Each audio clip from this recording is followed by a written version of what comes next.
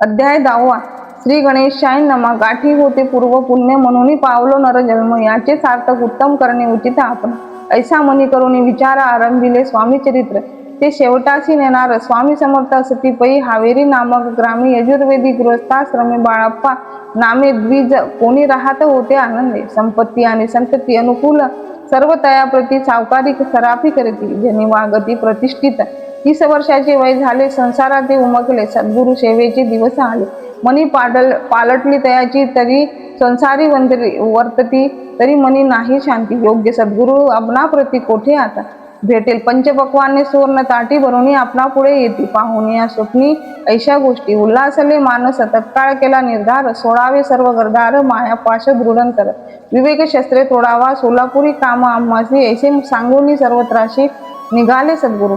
शोधाशी घडला घरदार सोडिले, मुरमोड ग्राम प्रख्यात. येथे आले फिरत फिरत, तेथे चिदंबर दीक्षित महापुरुष जन्मले. मुरगोडी मल्हार दीक्षित वेदशास्त्री पारंगत. विश्वकर्मी सदारत, ईश्वर भक्त तैसाची. परितया नाही संतती म्हणून या उद्विग्न चित्ती. मग शिव आराधना करीती कामना चित्ती धरवली. 12 वर्ष अनुष्ठान केले शंकराचे पूजन.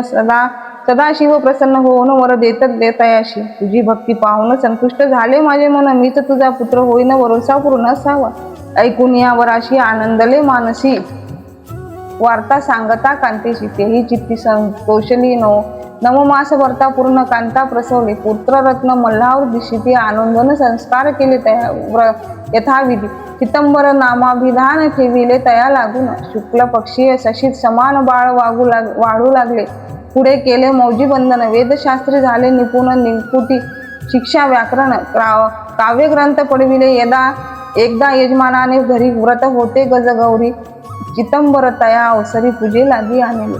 प्राण प्रतिष्ठा मंत्र म्हणता गजाशी. प्राण येऊन तत्वता चालू लागला हे पाहता. विस्मित झाले यजमान. ऐशा लीला अपार दाखविती चिदंबर. प्रत्यक्ष जे का शंकर जगद्गुरु तार्थ अवतरले. असो पुढे प्रौढपणे यज्ञ केला दीक्षिताने. सर्व सामुग्री मिळवून द्रव्य बहुत खर्चिले. तया समर्थ एके दिनी ब्राह्मण बैसले भोजन. तूप केले सर्वणी दीक्षिताची समजले.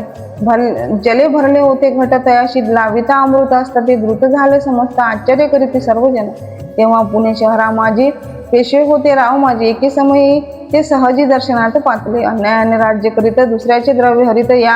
यामुळे जन झाले त्रस्त. दाद त्याची लागे ना. त्याने हे ऐकून मुरगोडी आले धावून. म्हणती दीक्षितांशी सांगून, दादा आपली लावावी. रावबाजीशी वृत्तांत कर्णोपकरणी झाला श्रुत. म्हणती जे सांगतील दीक्षित ते अमान्य करवे ना. मग दीक्षिताशी निरोप पाठविला. आम्ही येतो दर्शनाला, परी आपण आम्हाला. वरित निरोप देई जे ऐशी सांगता. दीक्षिता प्रति त्यावेळी काय बोलती. आता पालटली तुझी मती, त्वरित मागसी निरोप. पोपला दुजवरी ईश्वर जाईल राजलक्ष्मी. सर्व व्यसनी ठेवी निर्धार. निरोप तुझला दिला असे सिद्ध वाक्य सत्य झाले. रावबाजीचे राज्य गेले. ब्रह्मावरती राहिले परतंत्र जन्मावरी. एके समय अक्कलकोटी दीक्षितांच्या निघाल्या गोष्टी. तेव्हा बोलले स्वामी येती आम्ही त्याते जाणतो. यज्ञ समारंभाचे अवसरी आम्हा होतो तयाची. घरी तूप वाळवायची कामगिरी आम्हाकडे ते. महासिद्ध दीक्षित त्यांचे वर्णिले. अल्पवृत्त मुरगोडी वाळाप्पा येत. पुण्यस्थान जाणून तेथे ऐकता वृत्तांत. अक्कलकोटी स्वामी समर्थ भक्तजन तारणार्थ येती रूपे प्रगटले. येथील स्वामी चरित्र सारामृत. नाना प्राकृत कथा संमत. सदा परिसोत प्रेमळ भक्त. दशमोध्याय गोळा. श्री स्वामी राजा पर्णमस्तु शुभो भवतु. बोलो श्री स्वामी समर्थ महाराज की जय.